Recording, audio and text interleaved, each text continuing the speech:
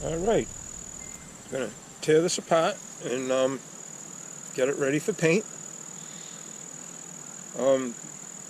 This is the very first time I've ever seen an air chime. I think this is new or new old stock. I don't think it's really been in service. I'm going to find out when I open the chambers. It's weird. The lettering on this is very pronounced and very sharp. It's not smooth like the other back caps that I've had. Like I say, if you ever whack your knuckle or something like that, you'd shave the skin right off it. And the same thing with the Nathan and air chime on the other side. And also, the letters and writing on the side is very, very sharp at the same time, like extremely sharp, like it needs to be filed off almost. Alright, let's tear this apart.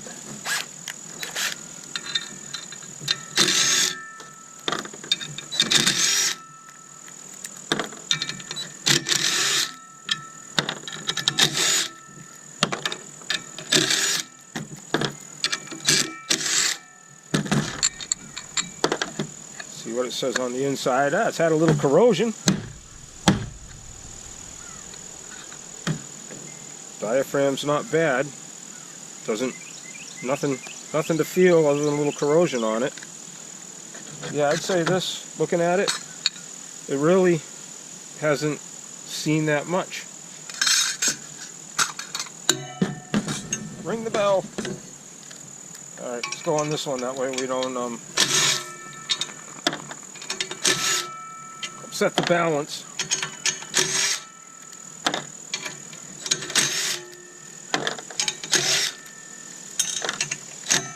Yeah, I've had a few new K-Hons. Like I say, this is the first one that nothing.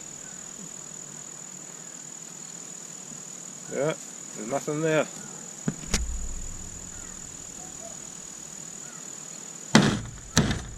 There we go. Oh, last one. Yeah, this is still shiny new. I think the only thing it has, it got used a little bit. And looking at this, it almost looks like it got put away wet with water in it.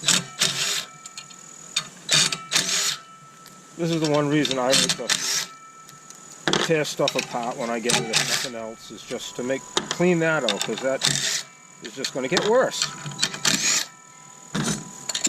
Doesn't get better. Okay, well the wetness is from me and pouring rain we had yesterday. But like I say, the diaphragms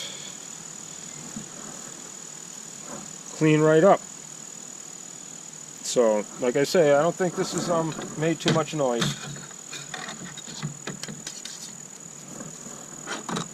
I don't know if you can see it. Let's see here. How high and how sharp the letters actually are. Extremely rough. Okay, here's part A. Next we'll go to part B, and that's take and tape it up, get ready for paint. I was getting my K-3H ready to paint. Everything's all cleaned up, ready to go. And I noticed something again, because I had my KS1. I was going to get that painted at the same time. I'm looking at the back caps, and I didn't notice it, but these say Nathan Air Chime. I haven't seen one that says Nathan Air Chime. Everything I've seen says Air Chime. So there's another difference that I noticed. And the other thing that I noticed is number 2 bell. The pocket's been machined out. I don't know why. If anybody can help me with that. It's roughly 3/8 of an inch deep. I got no positive way of measuring it, but it's about 3/8 of an inch deep. Here's the one. All the 2s, I checked all the 2s that I have. I got like 4 other K2s, and they're all like the number 1. You know, maybe 1/8 of an inch roughly.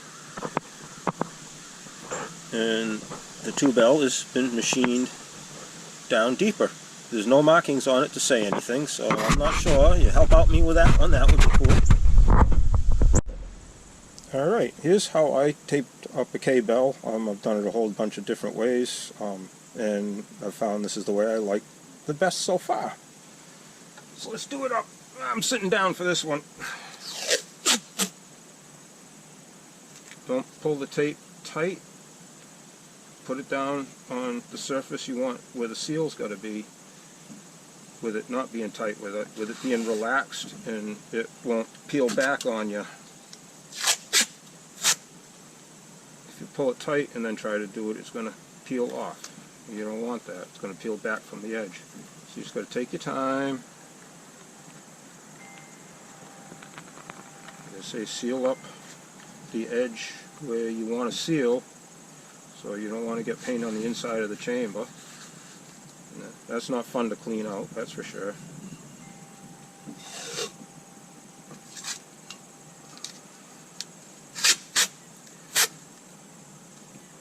The prep work, the cleaning, the taping, and all of that, that's the paint job. Yeah, it doesn't matter if you get a couple of runs. The railroad loved to put runs in there once. They didn't care. Just get it painted, you know, and that kind of gives it the railroad flair, I think you'd say, you know, kind of makes it a little more original, maybe, as if you got a couple of runs in it. I did a couple of K-horns in the beginning. The way I did it, I didn't take them apart, and I dropped golf balls down inside the bell to seal up from any paint going to the diaphragms, into the chambers, and it worked. You didn't get paint all the way down inside the bell, but it made things really easy. I just flipped the horn up, bells in the air, and dropped golf balls in and sprayed it.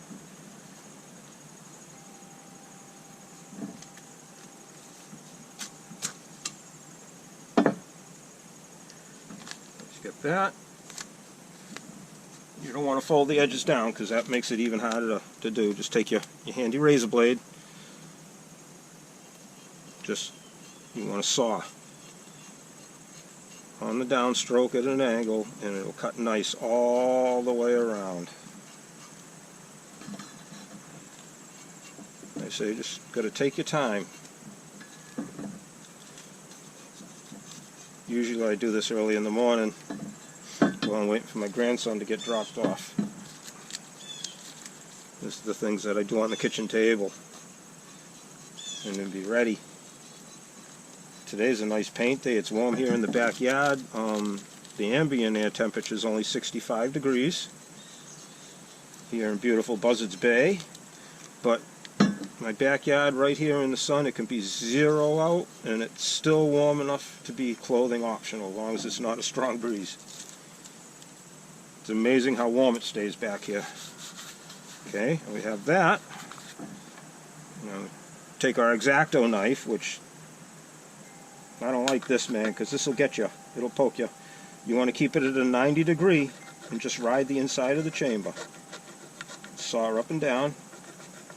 You want to leave enough for the tape. If you hold it at an angle, you're not going to take and have enough to cover the bevel in the throat of the bell, going into the throat of the bell, I should say. Just a little saw in action. Keep a little tension on it. That helps. Just take your time.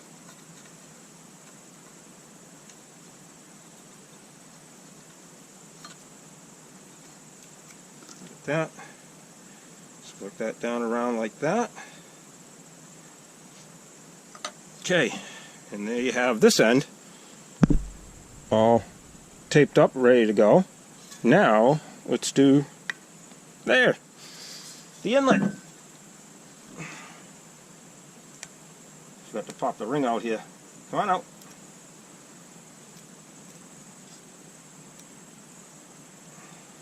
Yeah, man.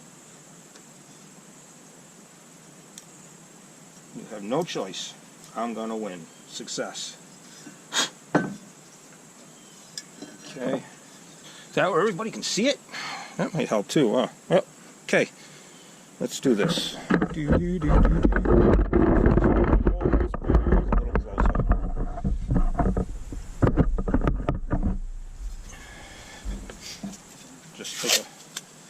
piece of tape,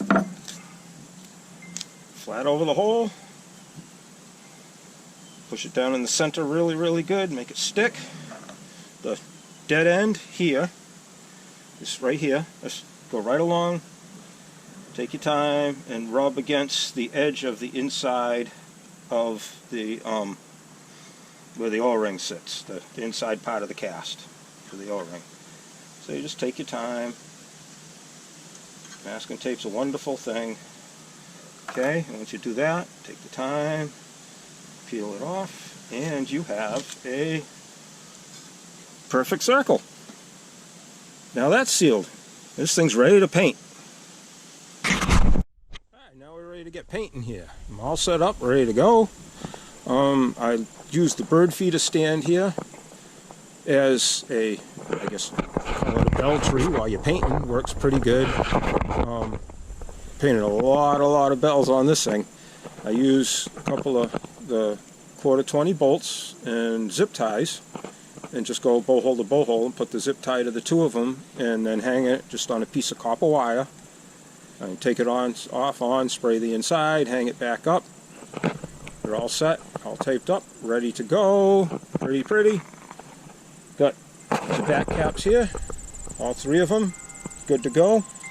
Found the best way to do these is you stay up top at an angle, you don't get nothing underneath.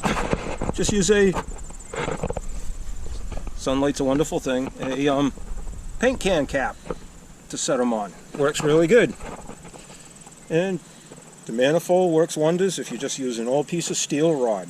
And then stick it on top and spray away. Alright, next step, primer. This is what we got to paint the K-3H. We got, see if I can get it in the right sunlight, it's a Rust-Olium Dark Hunter Green. And I like to use this Rust-Oleum, this self-etching primer. It adheres to aluminum really good. The only problem with it is I can't get it anymore anywheres. Nobody has it within 50 miles of me. So once this can's gone, I will be using just regular auto primer until I can get this self-etching primer again, because that's kind of what you want to use on aluminum. It works so much better. Alright, let's get a coat of paint on the back caps. Prime is dry. Here we go. That's how I usually do it. I like to do one quick coat, not make things too soaking wet. Then do another quick coat and let that tack up really good. And then give it a nice wet coat to the point where it's going to run. But hopefully it doesn't too much. Alright, there's the back caps. Hope it's not too fuzzy. I got a baggie over my GoPro here. Keep the paint on. Okay, let's paint the diaphragm. I like to do the underside first.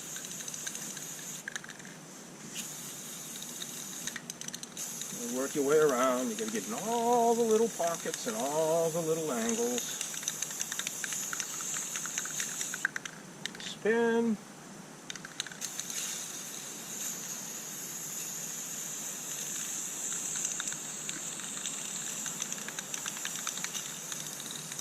Here we go. It's a happy painter. Yeah.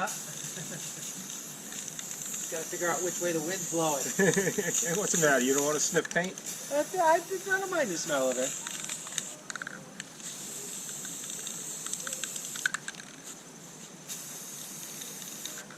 There's the first coat on the manifold. Okay, now we're going to paint a bell.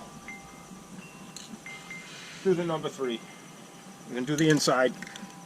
I got to get in a spot where we can see it here. Alright. Usually I try to figure out which way the wind's going, help me blow through. I just kind of aim towards the back in the beginning. Once I see it shiny, it's hard to see with a camera, I kind of just go slow and work my way out. This bell's a little hard to flip in your hands because it's short.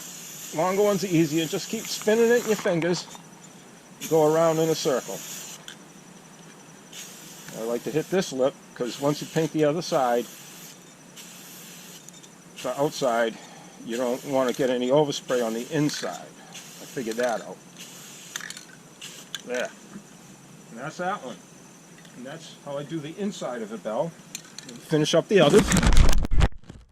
Alright, I'm going to do a quick second coat. I forgot to do the video for the first coat on the outside of the bell. Here we go. First coat on the number 3 bell outside. Second coat outside. I like to get up underneath everything first. Wait here. Move quick.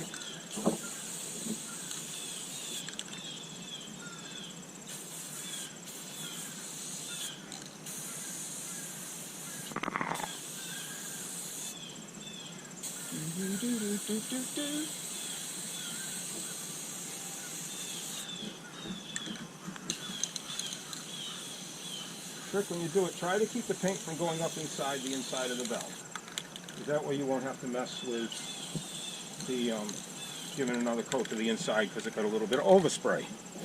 That'll dull it out. There's the second coat. Oh, and I got a foot stuck up top already. Would you look at that? Leave it alone. Pick them off later. Paint them green. All right. Next step, unwrapping them, tape off them, and putting it together.